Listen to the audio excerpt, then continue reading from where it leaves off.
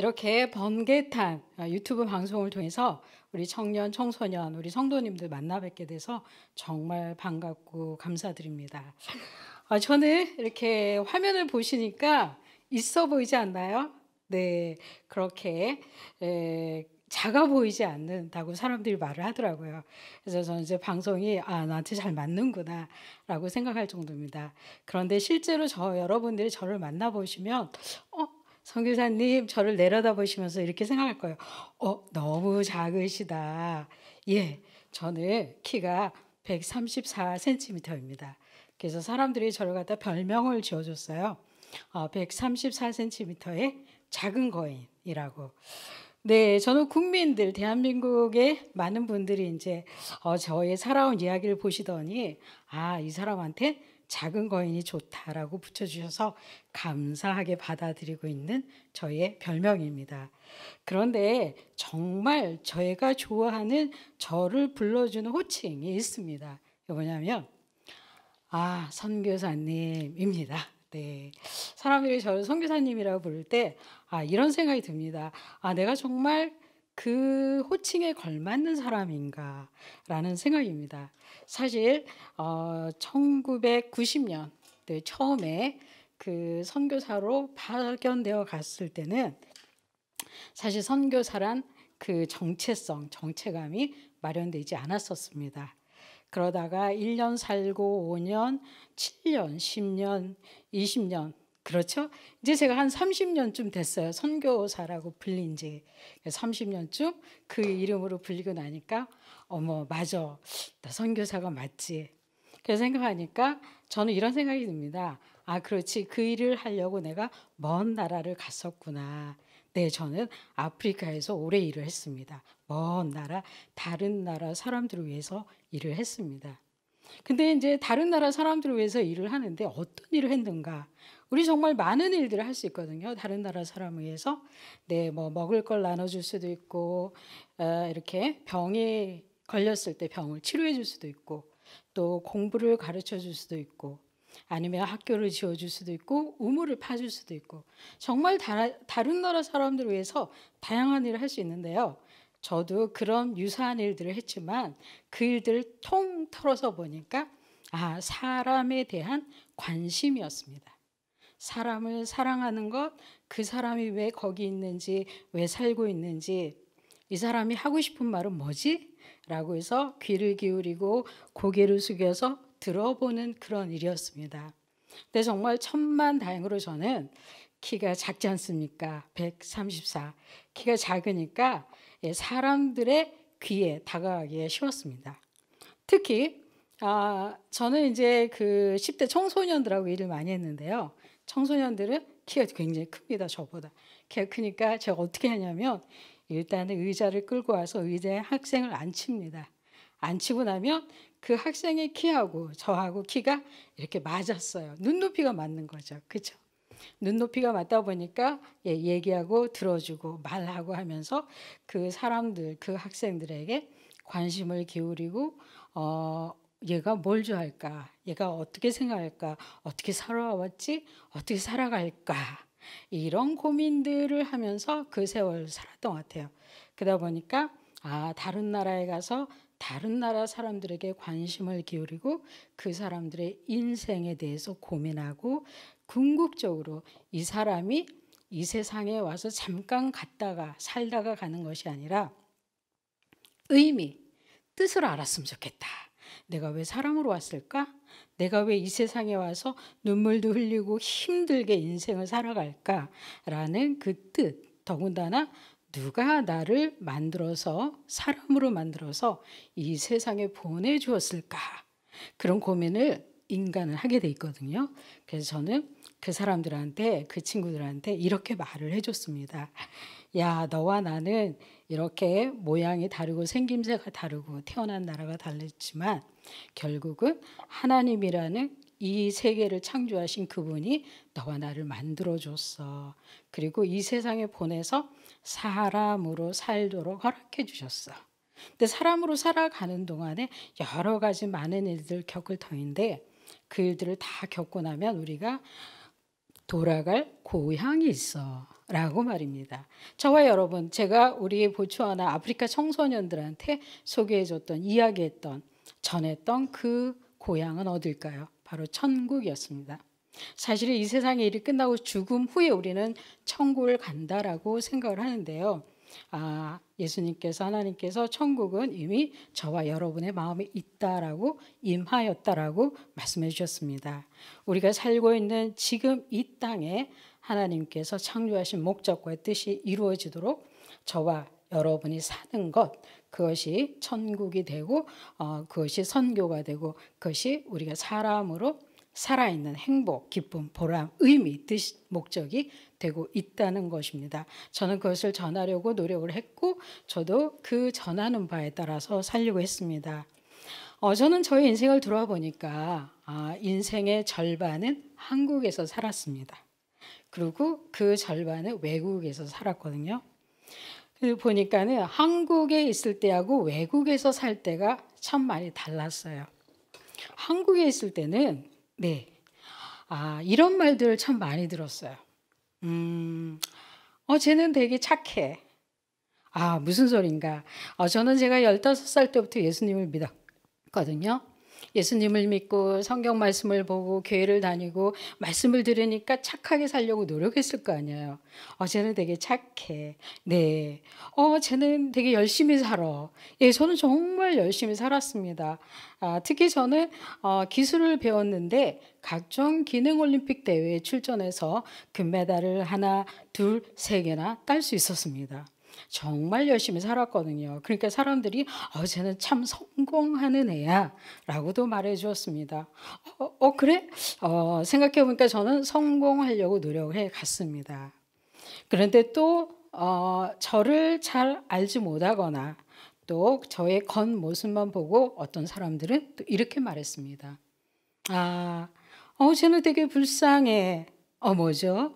네, 제가 척추 장애가 있잖아요. 척추 장애, 키가 작은데 무슨 장애? 네, 맞아요.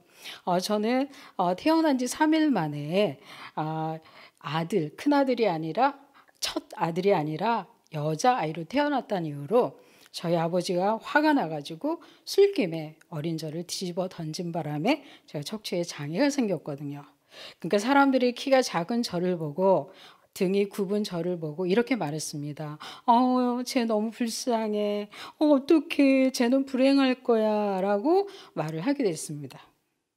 예, 착하다는 소리도 들었고 열심히 산다는 소리도 들었고 성공한다는 소리도 들었지만 그 이면에는 또 다른 아픔 소리들이 있었습니다. 쟤는 장애가 있으니까 희망이 없을 거야. 예, 맞아요. 겉모습만 봤을 때는 희망이 없었어요. 사실 저는 초등학교 졸업하자마자 더 이상 한국에서는 중고등학교, 대학교 교육을 받을 수가 없었어요. 그것만 봐도 굉장히 불행한 거죠. 그렇죠? 근데 이런 소리도 들었어요. 저한테서 가장 사랑하는 사람들이 누구일까요? 저희 엄마하고 저희 가족들이에요. 저희 어머니께서 제가 이제 이렇게 성장하는 과정에서 어머니도 인생 사시다 보면 힘든 게 많잖아요. 힘든 게 많으니까 엄마도 화풀이를 해야 되는 거예요. 누구한테 했을까요? 예, 큰딸인 저한테 했어요. 이놈의 기집애. 화가 나실 때마다 저를 욕하시는 거죠. 저희 어머니가 막 화가 나가지고 이놈의 기집애 너 때문이야. 네, 맞아요. 그렇게 말씀하실 수 있어요. 예, 보통 우리가 이제 부모, 형제, 자녀들 간에는 야, 너 때문에 그래. 내가 너 때문에 힘들잖아. 막 너 때문에 내가 그래. 막 이렇게 서로가 말하지만 사실 그건 굉장히 애정이 있는 말이거든요. 그런데 저희 어머니께서는 그 사고로 머리를 다치시면서 정신 이상을 경험하세요. 그러니까 정신이 안 좋으신 상태에서 화가 나면 그 화풀이를 누군가한테 해야 되는데 불행하게도 제가 엄마의 화풀이 대상이 됐어요. 어머니가 단순히 아이고 내가 너 때문에 힘들어 라고 말씀하신 게 아니라 이렇게 말하는 거죠. 이놈의 기집애 내가 너 때문에 인생이 이렇게 꼬였어. 네, 지금 표현으로 말하면 꼬였다라고 하는 거죠. 근데 또 이렇게 말씀하신 거예요. 너는 태어나지 말았어야 돼. 저희 어머니가 그렇게 말씀하신 거예요. 사실 저는 어려서는 그 말이 그렇게 무서운 말인지 몰랐어요. 그런데 그 말을 자꾸 들으면, 왜 우리 사람은 나쁜 말을 자꾸 들으면 그 말이 마음속에 이렇게 화살이 박히듯이 뚝 들어가서 박히게 되거든요. 어린 제 마음에 그 말이 자꾸 들어온 거예요. 저희 어머니가 화날 때마다 그랬겠죠? 네, 너는 잘못 태어났어. 너는 태어나지 말았어야 해. 그것까지만 하셨으면 얼마나 좋겠어요. 근데 이렇게 말씀하신 거예요. 정말 화가 많이 나실 때는 이렇게 말씀하신 거죠. 너 나가서 죽어버려. 세상에. 그래서 저는 이제 10대, 20대를 걸쳐서 한국에서 이제 사는 그 동안에 좋은 말들도 사람들한테, 친구들한테 또 사회에서 들었지만, 특별히 어린 시절에는 이 가슴에 화살처럼 박히는 굉장히 불행한, 안 좋은 말들을 많이 들었어요. 여러분들도 아마 살아가시다 보면 어떤 말들이 마음에 화살처럼 꽂혀가지고 아픈 거 있죠. 몸이 아프거나 뭐 손이 아프거나 다리가 부러져가지고 아프거나 이런 건 저희가 참을 수 있어요. 그런 거는 시간이 지나면 낫거든요. 근데 어떤 사람이, 특히 가족이나 사랑하는 사람이 그 가슴 아픈 말을 이렇게 툭 와서 해줄 때는 그 말이 심장에 와서 탁 꽂히는 거예요. 오른쪽 심장, 왼쪽에 막 이렇게 툭툭 해가지고 우리는 멀쩡하게 사는 것 같지만 돌아보면은 사람마다 이렇게 심장에서 피를 이렇게 철철 흘리고 있는 모습들을 볼 수가 있어요. 여러분들은 어려서 혹은 티네이저 때 아니면 20대, 지금 이제 각자 나이가 있겠지만 사람마다 그 말은 내가 도저히 용서할 수 없어. 그 말은 내가 도저히 납득이 안 돼.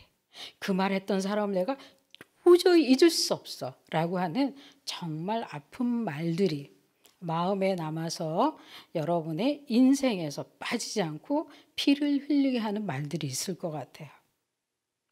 사실 저는 어른이 돼서도 어머니가 해줬던 그 아픈 말들, 그 말들을 빼내기가 정말 어려웠었어요.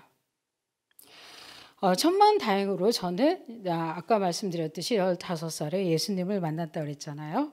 그리고 정말 열심히 살다가 20대 중반에 뜻한 바가 있어서 아프리카로 단기 자원봉사자로 자원에서 제가 가게 됐습니다. 사람들이 저한테 물어봐요. 선교사님 어떻게 거기 가게 됐어요? 동기가 뭐예요? 그래서 동기를 물어보는데 저는 이렇게 말합니다. 대학 입시 2번 실패했어. 그러고 나서 아프리카로 도망간 거야 라고 제가 말합니다. 사실이 그랬습니다. 저는 이제 중고등학교 검정고시를 마치고 대학 입시를 2번 연거푸 지원 도전을 했는데요. 정말 놀랍게도 2번 다 똑똑 떨어진 거죠. 그래서 대학 입시 실패하고 나니까 세상이 무너진 것 같잖아요. 그렇죠? 어떻게 살 것인가. 근데 아무리 생각해도 이 한국은, 그리고 대학이라는 벽은 저한테 너무 높은 거예요. 그렇게 고민하고 있는 중에 저쪽에 모든 문이 다 닫혔다고 생각했는데 저쪽에 아주 빼곡히 조그만 문이 하나 열린 거예요. 그 문을 가만히 봤더니 아프리카. 거기에 직업학교가 있는데 기술교사 모집한다는 것을 보게 된 거죠. 그래서 대학 입시에 실패하고 나서 낙심하고 쓰러져 있던 제가 마음을 추스리고 몸을 추스려서 도망간 곳이 아프리카였습니다. 어떤 사람들은 이제 아프리카로 가거나 선교사로 갈 때는 굉장한 교육을 받고 준비를 하고 뭔가 하나님한테 서원을 하고 그래서 막 아프리카로 달려가기도 하잖아요. 근데 저 같은 경우는 정말 부지불식간에 갑자기 이렇게 지나가다가 1년 아프리카 가서 놀다가 와야지, 뭐 영어 배우고 와야지, 뭐 그렇게 생각하고 뚜뚜뚜뚜 룰루랄라 하고 1년만 하면 돌아올 거라 생각하고 갔던 길이었습니다. 왜냐하면 단기 자원 봉사자였으니까요. 네, 그렇게 큰 생각하지 않고 이렇게 받은 교육도 별로 없이 기술 가르쳐 주면서 기술 가르쳐 주다가 뭐 예수님도 전할 수 있겠지. 지금 말로 하면 이제 전문인 선교사 혹은 자비랑 선교사라고 하는데요. 그런 기본 교육 조금 받고 아프리카로 갔던 겁니다. 저는 사실 한국에서 제 마음에 박혔던 그 아픈 말들, 이것을 꺼내려고 이렇게 마음에서 이렇게 빼내가지고 버리려고 굉장히 노력을 했어요. 말씀드렸듯이 각종 기능 올림픽에서 금메달을 국내 대회, 국제 대회까지 따왔으니까. 근데 사실 금메달을 3개 따도 제 마음속에 박힌 아픈 말들은 없어지지 않았어요. 어떻게 되어 있었을까요? 예, 안 그런 척하고 숨어 있었던 거예요. 그렇죠? 하나님께서 그렇게 사람들한테 어머 저 아프지 않아요. 저 불행하지 않아요. 저 괜찮아요. 저 행복해요. 이렇게 살고 있는 저를 하나님이 아신 거예요. 제 혜영이 제 마음 깊숙이 박혀있는 아픔의 덩어리를 빼내지 않으면 안 되겠구나라고 하나님이 저를 돌아보신 일이었어요. 예, 한국에선 빼내지 못한 그 아픈 말들을 아프리카 가서 하나, 둘, 3개씩 빼내기 시작했어요. 자, 여러분들 제가 정말 아프리카에서 처음에 갔을 때 14년을 한 자리에서 살았거든요. 예, 여러분 우와하고 놀래주셔야 되는 거예요. 예, 20대 중반 청년이 아프리카로 가서 1년 있다가 오기로 했는데 못 돌아온 거예요. 그렇죠? 저도 놀랐어요. 네, 초기 그 14년 동안에 저는 제가 왜 거기서 살아야 되는지, 왜 내가 거기 붙들려 있어야 되는지 알 수가 없었어요. 그런데 정말 감사하게도 시간이 다 지나고 나서야 그래서 그랬구나라는 것을 알게 된 게 있었어요. 사실 한국에서부터 어려서부터 제 마음에 이렇게 툭툭툭 와서 박혀있던 그 아픈 말들을 하나님께서는 그 아프리카의 그 시골 오지에 가 있는 저를 그 많은 사람들과 일들을 통해서 하나하나 빼내 주신 세월이었어요. 겉으로는 이렇게 말합니다. 저 선교 사역 열심히 했어요. 직업학교에서 교사도 하고 교장도 했어요. 한 400명, 500명 10대 청소년들을 기술을 가르쳐서 내보냈어요. 굉장히 의미 있는 일이죠. 예, 보람 있는 일이었어요. 그런데 선교사인 제가 보니까 그거는 다른 사람들도 할 수 있는 일이었어요. 근데 저만 할 수 있는 일이 있더라고요. 첫째는 하나님께서 제 마음속에 깊이 박혀있는 아픔의 덩어리, 그렇죠? 그 말을 빼내주시는 작업을 하셨는데요. 첫째는 이 말이었어요. 너는 잘못 태어났어. 저한테서 굉장히 아픈 말이 뭘까요? 너는 잘못 태어났어. 세상에, 그렇죠? 그런데 그 아프리카에서 사는 동안에 그곳에 있는 많은 청소년들, 어린아이들을 생활 속으로 한 걸음 한 걸음 한 걸음 들어가 보면서 그 아이들을 만날 때마다 제가 해준 말이 무엇일까요? 네, 너는 잘못 태어나지 않았어. 네, 그 말이었습니다. 사실 우리는 나보다 열등하게 생기거나 나보다 좀 못나게 생기거나 나보다 부족해 보이는 사람을 보면 우린 쉽게 이런 생각, 쟤 인간 같지 않아, 사람 같지 않아. 예, 우리가 하나님을 믿기 전에 잘 쓴 말이에요. 하나님을 믿지 않은 사람들은 다른 인간을 굉장히 함부로 대하기도 하잖아요. 그렇죠? 이제 하나님을 믿는 제가 아프리카에 갔어요. 그 아프리카 사람들 정말 가난해요. 정말 무식하고 무지해요. 아는 거 없어요. 정말 열악한 환경에 있음에도 불구하고 그 한 사람 한 사람이 하나님이 보시기에 너무나 귀한 존재라는 게 비로소 거기서 보이기 시작한 거예요. 그래서 저는 저희 어머니가 저한테 해줬던 말이에요. 너는 잘못 태어났어. 태어나지 말았어야 돼. 그 말이 그렇게 아팠는데 아프리카의 그 청소년 사람들을 보면서 그 말이 바꿔지기 시작했어요. 나는 잘못 태어난 게 아니구나. 나는 하나님이 만들어서 보내주신 사람이구나. 이것을 정확히 정의하게 되었어요. 또 하나는 그랬어요. 어머, 쟤는 되게 불행해. 왜냐하면 쟤는 장애가 있잖아. 쟤는 키가 작잖아. 쟤 못생겼잖아. 쟤는 겨우 초등학교밖에 못 나왔잖아. 예, 그런 말들. 그러니까 제가 가지고 있는 조건, 컨디션 때문에 제가 사람들은 저를 늘 불행하다고 많이 생각을 하고 어떤 사람들은 저한테 그렇게 직접 말을 하게 됐어요. 쟤 되게 불행해 보여. 그렇죠? 그런데 놀랍게도 제가 만난 아프리카의 청소년들은 저를 보면서 그렇게 말했을까요? 그렇게 표정을 지었을까요? 그렇지 않았어요.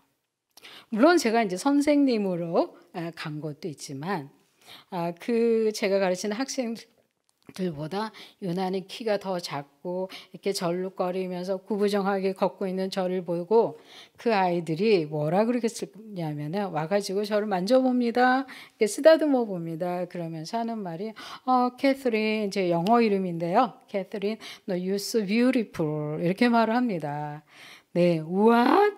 네, 여러분, you're beautiful. 당신 이뻐요, 멋있어요. 그래도 이게 예, 제가 그 말을 처음부터 믿지 못했어요. 왜냐하면 저는 이쁘다는 소리를 들어본 적이 한 번도 없었어요. 그런데 그 아프리카 그 먼 땅에 가서 제가 만난 그 10대 청소년들은 그 아이들은 저한테 와가지고 예, 너 너무 이뻐, 너 너무 귀여워 그렇게 말을 합니다. 그 아이들의 눈이 잘못된 걸까요? 그렇잖아요. 그 아이들의 눈에도 제 작은 키가 예, 제가 다 잘 보였을 거예요. 그럼에도 불구하고 그 아이들이 저를 이쁘다고 했던 것은 제 마음속에 있는 아름다움이었어요. 뭐죠? 그 아이들을, 그 사람들을 무시하지 않는 제 마음을 그 친구들이 받아준 거예요. 우리는 알아요. 나보다 괜찮고 능력 있고 힘 있는 사람 앞에 가서는 엄마 멋있어요. 네, 정말 네, 아부하는 거예요. 그 학생들이 저한테 아부할 필요가 없어요. 그런데 예, 우리는 나보다 좀 힘이 없고 약하고 뭔가 좀 이렇게 도움이 필요한 어떤 존재 앞에 가면은 우리 마음이 그쵸 뭐죠? 예, 긍휼함이 생겨요. 괜히 그 사람한테 가서 막 이렇게 예, 장난하고 그러지 않아요. 가서 어머 그래요. 그래서 우리는 그 사람에게 마음을 열 수가 있어요. 저의 작은 키가 이 아프리카 청소년들의 마음의 문을 이렇게 열게 해줬어요. 그리고 나서 그 청소년들이 저한테 해준 말이 제 마음에 들어왔어요. You're so beautiful 이라는 말이었어요. 혜영 씨 너무 이뻐요. 그 작은 키에도 불구하고 그 육체적 장애에도 불구하고 우리나라까지 와줘서 고마워요 라는 말들이 이렇게 많이 포함되어 있었어요. 그래서 그 아름다운 말은 제가 한국에서 들었던 쟤 불행할 거야, 쟤 못생겨 막 이런 부정적인 말들을 이렇게 바꾸어 주었어요. 그렇죠? 우리는 못을 하나 빼내면 그 자리에 구멍이 생기죠. 그렇죠? 그 구멍 난 자리를 그대로 두면 예, 또 상처가 나고 썩어지게 되겠죠. 다른 걸 집어넣은 거죠. 예, 우리 청소년들, 우리 보츠와나 사람들 저 누구죠? 예, 잘못 태어난 것이 아니라 하나님이 만들어서 보내준 사람. 예, 그렇죠. 우리는 불행한 존재가 아니라 아름답고 뷰티풀한, 원더풀한 하나님의 존재라는 것들입니다. 저는 보츠와나에 있는 동안 정말 많은 것들을 배우고 깨달을 수가 있었는데요. 가장 강력한 거는 역시 예수님이었어요. 사실 저는 15살 때 교회를 정말 열심히 다녔기 때문에 네, 성경 말씀을 되게 잘 알 것 같았어요. 그렇진 않았어요. 제가 보츠와나로 갈 때가 교회 생활을 10년을 했거든요. 예, 성경 통독을 한 번도 해본 적이 없었어요. 성경 공부도 해본 적이 없는 거예요. 그랬던 제가 네, 하나님을, 예수님을 제대로 알았을까요? 그렇지 않았어요. 누구죠? 저는 종교인이었어요. 그리스도인, 예수 그리스도를 따르는 그분의 사람, 그분의 제자가 아니라 기독교라는 종교를 믿는 종교인이었던 거예요. 그래서 교회가 하는 것들은 굉장히 잘 따라했어요. 그러나 예수 그리스도의 그분의 가르침과 그분의 믿음과 그분의 삶이 제 안에 없었던 거죠.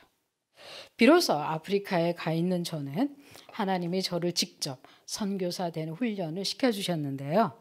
맞습니다. 제가 믿는 예수 그리스도 그분이 누구신지를 알게 해준 거였습니다.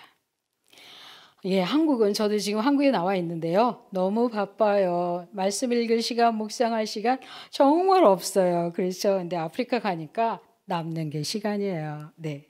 그래서 그 많은 시간들을 제가 정말 너무나 심심해서 해야 되는 일이 그렇습니다. 성경을 읽는 일이었습니다.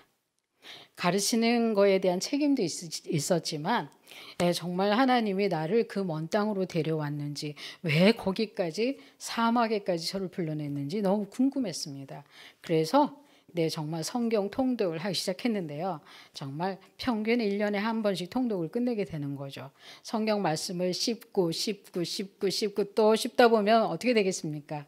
네, 말씀이 제 안에 들어오게 돼 있는 거죠. 예, 그러면서 비로소 성경에서 말하는 그 말씀의 힘, 정말 하나님께서 성경을 통해서 우리에게 주시는 성령이 우리에게 역사하시는 그 힘, 그 비밀들을 하나하나 비로소 그곳에서 깨우치게 되었습니다. 그래서 저는 이렇게 고백합니다. 선교사님, 선교사로 그렇게 30년을 사셨으면 얼마나 복음을 많이 전하셨어요? 몇 명을 이렇게 전도하셨나요? 라고 저한테 많은 사람들이 물어봅니다. 그래서 제가 이렇게 얘기합니다. 네, 뭐 이런 일 저런 일 이것저것 좀 많이 하긴 했는데요. 정확하게는 잘 모르겠어요. 그런데 분명한 거 한 가지는 있어요. 제가 30년 전에 아프리카 갈 때는 김혜영이라는 사람이 예수 그리스도가 누군지 잘 몰랐어요. 성경 말씀 한 번도 통독해 본 적도 없고요. 예, 교회에만 열심히 다닌 종교인이었거든요. 그런데 처음에 한 14년을 보내는 동안에 비로소 예수 그리스도 그분이 누구신지, 하나님이 누구신지, 내가 왜 이 세상에 와서 무엇을 위해 살아야 되는지를 정확하게 잘 알게 된 거예요. 마치 칼라 텔레비전을 보는 것처럼 선명해진 거죠. 그래서 보니까 한 사람은 제가 건졌어요. 김혜영이라는 사람한테 확실히 선교를 제가 한 것 같아요. 그래서 얘 하나를 데리고 오느라고 시간이 좀 많이 걸렸습니다. 라고 제가 고백하고 있습니다. 저는 아프리카 들어갈 때는 사실 이렇게 딱히 뭐 외우고 막 묵상하는 그런 말씀이 없었는데요.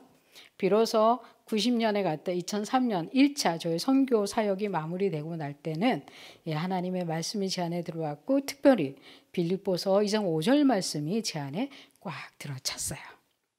네, 여러분도 한번 찾아보시기 바랍니다. 빌립보서 2장 5절 말씀은 이렇게 되어 있습니다.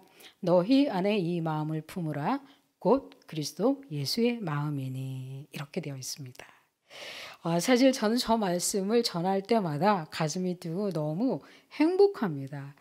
야, 하나님께서 혜영이란 사람 하나를 이 세상에 보내놓고 막 여러 가지 고생도 하고 막 금메달도 따게 하고 아프리카도 데리고 가시는데 그거 한 개 하려고 그러셨구나. 하나님이 저한테 혜영아 예수 그리스도 그분만 품지 않겠니? 라고 저한테 자꾸 물어보시는 거예요. 예, 제가 아프리카 갔을 때도 그리고 저는 1차로 마치고 그 다음의 일들은 그 다음 살아가는 일들 보면 정말 제가 생각해도 기대하지 못한 많은 일들이 일어났어요. 말씀드렸듯이 저는 20대 중반에 대학 입시 2년 동안 2번 똑똑 떨어져서 실패해서 아프리카로 도망갔다고 그랬잖아요. 네, 그렇게 아프리카로 도망간 저를 하나님께서 그 14년을 제가 묵묵히 하나님을 바라고 그곳에 짱 박혀 있으니까 비로소 하나님이 저한테 하나님의 일을 하실 기회를 주셨어요. 저는 2004년 미국으로 가서 대학원 공부를 마치게 됩니다. 7년 동안 미국 유학을 했거든요. 그리고 국제사회복지사. 네, 여러분 한번 인터넷 설치해 보세요. 국제사회복지사. 네, 대한민국 1호. 저밖에 없습니다. 네. 사회복지사, 사회복지 전공했는데요. 저는 아프리카를 무대로 활동을 하기 때문에 국제, 인터내셔널 소셜 워커입니다. 굉장히 보람 있는 직업인이 되었습니다. 그러면서 하나님께서 저한테 이렇게 물어보십니다. 혜영아, 너한테 금메달도 주고 아프리카도 보내줬고 또 미국 유학도 보내줬고 특별히 저는 미국에서 명문대학원을 졸업하게 됩니다. 뭐 굳이 학교 이름을 밝히지 않더라도 아이비리그 중에 하나를 졸업하게 되는데요. 저도 깜짝 놀랐어요. 근데 하나님께서 저한테 그런 거죠. 혜영아, 너 이렇게 명문대학원을 보내줘도 너 계속 예수 그리스도를 마음에 품을래? 라고 하시는 음성을 들었습니다. 그렇게 미국 유학까지 마치고 나면 저는 이제 내 세상이다. 이 세상을 좀 뽀대나게 살아봐야겠다라고 마음 먹을 수도 있겠죠. 그렇죠? 근데 저는 미국 유학하면서 미국으로 유학을 가면서 하나님하고 약속한 게 있거든요. 하나님 아버지 저 공부 마치면 꼭 아프리카로 다시 돌아가게 해주세요 라고 기도를 했거든요. 네, 공부 마치고 2012년도에 다시 케냐로 돌아갔습니다. 케냐에서 6년 동안 국제사회복지사로 또 재단의 아프리카 권역본부장으로 각종 개발 사역, 특별히 중증 장애가 있는 아동과 엄마들 대상으로 사역을 할 수 있었습니다. 정말 감사한 거는요. 그렇게 케냐에서 잘 나가는 사람으로 있을 때도 문득 순간순간 하나님이 저한테 물어보셨어요. 혜영아, 너 이렇게 잘 나가도 마음에 예수 그리스도만 품을 거니? 라고 물으시는 음성이었어요. 맞습니다. 네, 이제는 저는 작은 거인이라는 그 명칭, 애칭, 별칭 이것도 좋지만 말씀드렸듯이 선교사로 불리울 때 좋다라고 말씀드렸잖아요. 왜냐하면 이 세상을 살아가는 동안에 많은 일들을 경험하게 되는데 그때마다 제가 믿는 하나님께서는 저한테 이렇게 말씀하십니다. 혜영아, 이 고난을 통과하고 난 후에 예수 그리스도를 품을 거니? 라는 겁니다. 이 행복을 지나고 나면 예수 그리스도를 품을 거니? 이 세상에 주는 명예와 이 세상에 주는 박수 소리를 뒤로 하고 예수 그리스도를 품을 거니? 라고 물으시는 음성을 듣습니다. 만약에 제가 제 마음에 예수 그리스도를 품으려는 노력이 조금 작아진다면 아마 저는 딴 데 관심을 둘 겁니다. 어머, 저기 멋있는 게 있네. 어머, 저기 더 괜찮은 게 있네. 그러면서 막 이거 저거 쫓아다니느라고 마음이 엉뚱한 데 가 있을지 모릅니다. 저는 저의 그 많은 그 강연 집회의 제목이 사실 빌립보서 2장 5절 말씀입니다. 너희 안에 이 마음을 품으라 곧 그리스도 예수의 마음이니. 오늘 저희 방송을 들으시는 우리 청년, 청소년 또 우리 성도님들 살아오시는 동안 아픈 이야기들 마음에 비수같이 꽂힌 많은 말들 때문에 힘들으셨죠. 네, 그 말들, 그 화살을 하나님이 빼내기 위해서 하나님께서 예수 그리스도를 보내주신 줄 믿으시기 바랍니다. 그분이 우리 마음 가운데, 우리 심령 가운데 오셔서 우리 마음속에 깊은 아픔, 깊은 슬픔을 그 복음으로, 성령으로 빼어내 주시고 그분이 자리하실 때만이 비로소 삶의 참 평안과 참 목적과 이 세상을 살면서 천국을 살게 되는 은혜가 임할 줄을 믿습니다.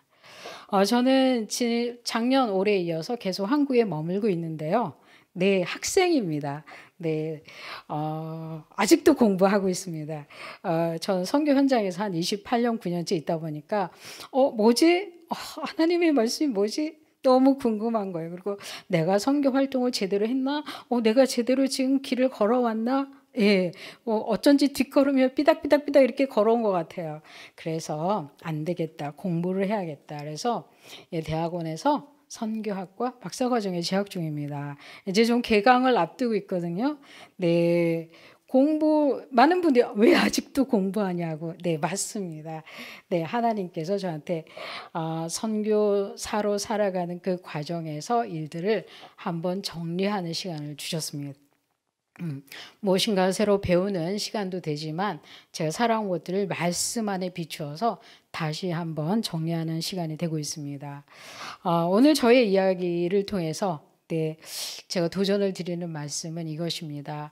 여러분이 한 인생을 살아가는 동안에 예수 그리스도 그분만을 품으려고 노력을 하시다 보면 여러분이 바라는 것, 소원하는 것 그 이상으로 10배로, 20배로, 60배로, 100배로 하나님이 채워주시는 분이심을 믿으시기 바랍니다. 저는 그것을 경험했고 체험해서 오늘 이 자리에 여러분 앞에 왔습니다. 제가 오늘 이 시간에 전한 것은 김혜영의 인생 이야기라기보다도 김혜영이라는 한 사람을 통해서 예수 그리스도가 살아서 역사하신 그런 간증이 되기를 바랍니다. 여러분 정말 사랑하고 축복하고 또 축복합니다. 고맙습니다. 네, 기도로 마치겠습니다. 하나님 아버지 고맙습니다. 우리 번개탄 유튜브 방송을 통해서 하나님 아버지의 이 많은 우리 하나님의 사람들을 또 만났습니다. 이 시간을 통해서 전해진 것은 예수 그리스도의 그 지극한 사랑과 그 한없는 기다림과 한없는 은혜가 되길 바랍니다. 예수 그리스도는 김영의 인생에 작용하신 분이 아니라 역사의 인류의 그리고 한 사람 한 사람에게 동일하게 임하시는 그런 하나님 예수 그리스도임을 저희가 믿고 고백합니다. 하나님 아버지, 특별히 번개탄 유튜브 방송을 통해서도 복음을 접하게 되고 예수 그리스도를 믿게 되는 역사가 일어나길 간절히 기도합니다. 아버지 하나님, 말씀을 붙잡지 않고서는, 성경에 적혀있는 하나님의 말씀을 붙잡지 않고서는 우리가 인생을 제대로 살 수 없음을 고백합니다. 예수 그리스도 그분을 마음에 온전히 모시지 않고서는 참 평화와 천국을 맛볼 수 없음을 저희가 고백합니다.